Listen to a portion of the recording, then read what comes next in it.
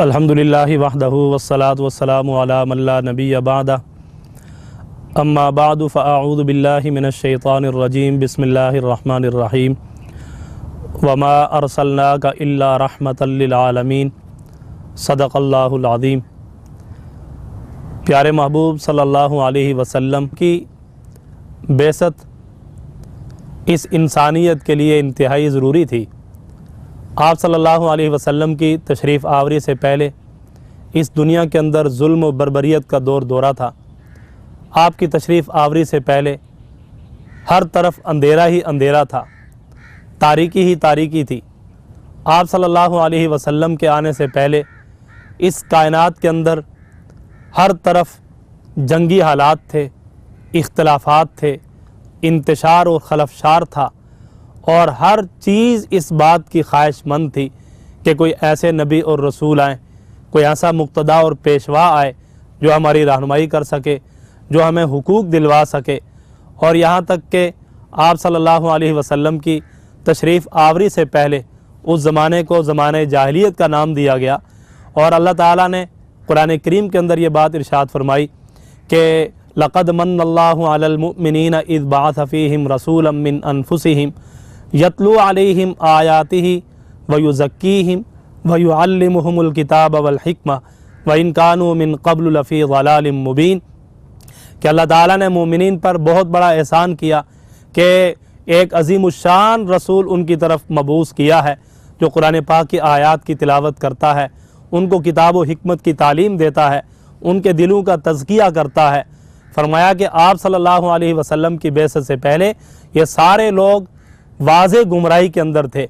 واضح گمراہی کا مطلب یہ ہے کہ ان کے اندر شرک و بدعات تھی، رسم و رواج تھے، ان کے اندر بے حیائی تھی، ان کے اندر بے دینی تھی، ان کے اندر بتوں کی عبادت کرنا تھا، ان کے اندر ظلم اور بربریت تھی، ہر طرف اندھیرا ہی اندھیرا تھا۔ اللہ تعالیٰ نے رسول اللہ صلی اللہ علیہ وسلم کی بعثت فرما کر، آپ کو نبی مبعوث فرما کر اس ساری انسانیت سے، ساری کائنات سے ظلم کا خاتمہ کیا،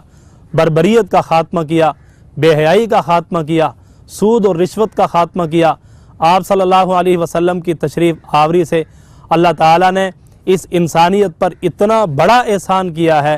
کہ اللہ تعالیٰ خود ارشاد فرماتے ہیں اس سے بڑا احسان نہ اس سے پہلے کبھی ہوا، نہ اس کے بعد شاید کبھی ہو۔ یہ آپ صلی اللہ علیہ وسلم کی ذات اقدس تھی جو اللہ تعالیٰ نے رحمت بنا کر اس دنیا کے اندر مبعوث فرمائی ہے، اور پھر آپ صلی اللہ علیہ وسلم کی بعثت واقعی انسانیت کے لیے رحمت بن کر آئی، اور آپ کی تشریف آوری سے ہر ذی حق کو حق اس کے ایک دہلیز پہ ملا ہے۔ آپ صلی اللہ علیہ وسلم نے دیکھا کہ مزدور سے مزدوری لے لی جاتی ہے اور اس کو مزدوری ادا نہیں کی جاتی، کام لے لیا جاتا ہے، تو آپ صلی اللہ علیہ وسلم نے فرمایا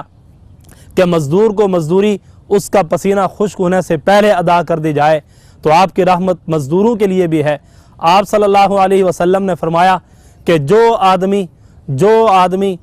کسی علم دین کی طلب کے لیے گھر سے باہر نکلتا ہے، فرمایا کہ جب تک وہ گھر واپس نہیں لوٹ آتا، فرمایا کہ وہ اللہ کے راستے میں ہوتا ہے، اور فرمایا کہ جو آدمی طلب دین کے لیے گھر سے نکلتا ہے تو کانت الجنت فی طلبہ، جنت اس کی تلاش میں ہوتی ہے۔ یہ اللہ تعالیٰ نے رسول اللہ صلی اللہ علیہ وسلم کے ذریعے طالب علم کا ایک مقام اور مرتبہ بیان فرمایا۔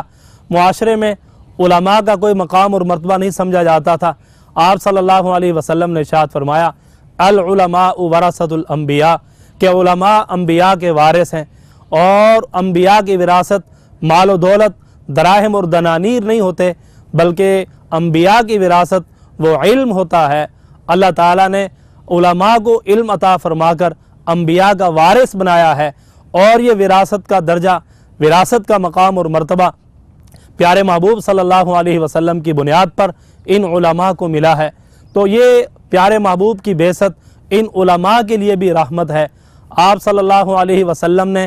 اس امت کے لیے ہر موقع پر دعائیں فرمائی ہیں۔ آپ عمومی طور پر ساری انسانیت کے لیے رحمت بن کر تشریف لائے، لیکن اس آخری امت کے لیے آپ صلی اللہ علیہ وسلم خصوصی رحمت بن کر تشریف لائے ہیں۔ آپ صلی اللہ علیہ وسلم کی بعثت سے پہلے دوسرے مذاہب میں دوسری اقوام کے لیے، خاص طور پر بنی اسرائیل کے لیے بڑے سخت قسم کے احکامات تھے۔ ان کا کوئی آدمی اگر رات کو گناہ کرتا اس کے مین گیٹ پر اس گناہ کو لکھ دیا جاتا تھا کہ آج رات اس نے یہ گناہ کیا ہے۔ لیکن جناب رسول اللہ صلی اللہ علیہ وسلم کی برکت سے، آپ کی رحمت سے اللہ تعالیٰ نے اس امت پر یہ احسان فرمایا کہ جتنے بڑے یہ گناہ کر لیں، ایک مرتبہ توبہ اور استغفار کر لیں، صدقے دل سے اللہ سے معافی مانگ لیں، اللہ ان سارے گناہوں کو معاف فرما دیتے ہیں۔ ستاری کی چادر رکھی ہوئی ہے، کسی کا گناہ کسی پر ظاہر نہیں فرماتے، اور پھر اس انتظار میں کہ شاید یہ انسان اللہ کے اس گناہ سے، نافرمانی سے توبہ کر لے،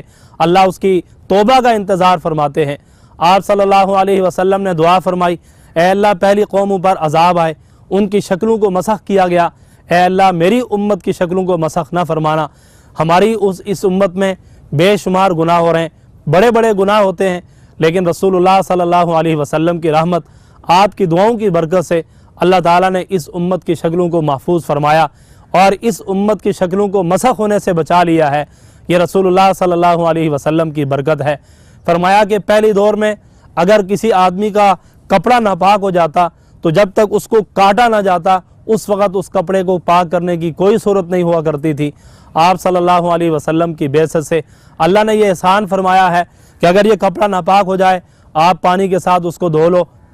آپ کا وہ کپڑا پاک ہو جائے گا۔ اور پھر پہلی امتوں میں ایک خاص جگہ ہوا کرتی تھی جہاں پر لوگ جمع ہو کر عبادت کیا کرتے تھے، لیکن اللہ تعالیٰ نے پیارے محبوب صلی اللہ علیہ وسلم کی برکت سے اس امت پر یہ احسان فرمایا کہ ساری روئے زمین جو ہے اللہ نے میرے لیے مصلی بنا دی ہے، جہاں چاہو پاک زمین پر تم نماز پڑھ سکتے ہو۔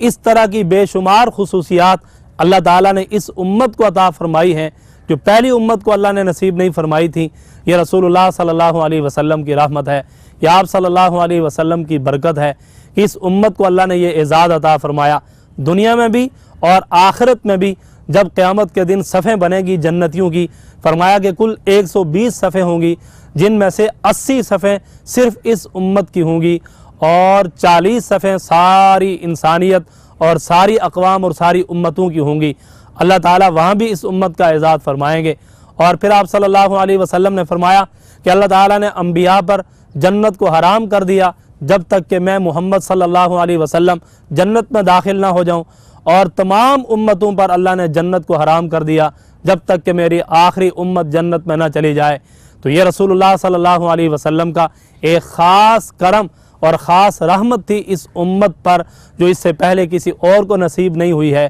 اس بنیاد پر اللہ نے فرمایا وما ارسلناک الا رحمۃ للعالمین، کہ ہم نے آپ کو تمام جہانوں کے لیے رحمت بنا کر بھیجا ہے۔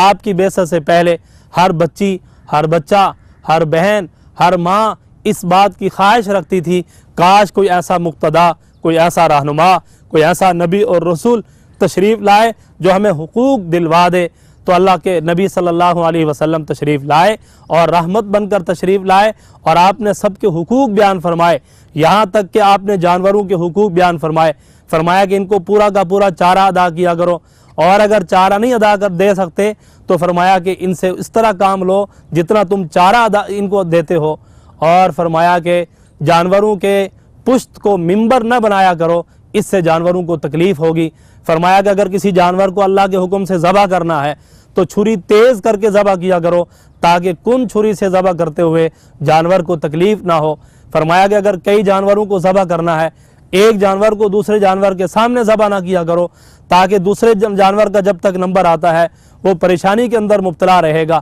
اس حد تک آپ صلی اللہ علیہ وسلم نے جانوروں کے حقوق بیان فرمائے، اور یہاں تک کہ آپ نے درختوں کے حقوق بھی بیان فرمایا کہ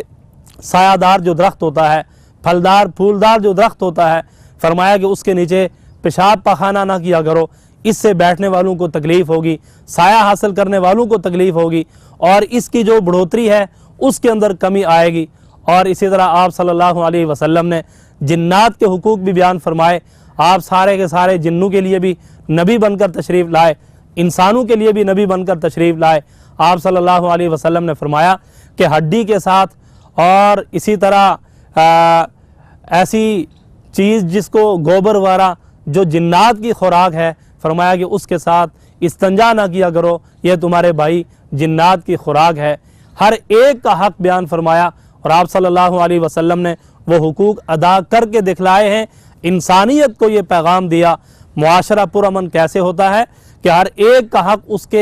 اس کی ذات تک پہنچایا جائے، معاشرے میں امن آئے گا تو سب سے بڑے امن کے دائی وہ جناب رسول اللہ صلی اللہ علیہ وسلم ہیں۔ یا آپ صلی اللہ علیہ وسلم کا احسان، آپ کی رحمت، آپ کی اس امت کے ساتھ محبت اور پیار تھا۔ آپ تو کافروں کے لیے بھی رحمت بن کر تشریف لائے، آپ نے کبھی کسی کافر کے خلاف تلوار نہیں چلائی، اور اس لیے فرمایا کہ جو آدمی کسی نبی کو قتل کرے یا جس آدمی کو کوئی نبی قتل کرے، قیامت کے دن سب سے بڑا عذاب اس کے لیے ہوگا۔ تو آپ صلی اللہ علیہ وسلم نے اس بنیاد پر ہر ایک کے لیے رحمت کا سبق دیا ہے۔ اللہ تعالیٰ سے دعا ہے کہ اللہ عمل کی توفیق نصیب فرمائے۔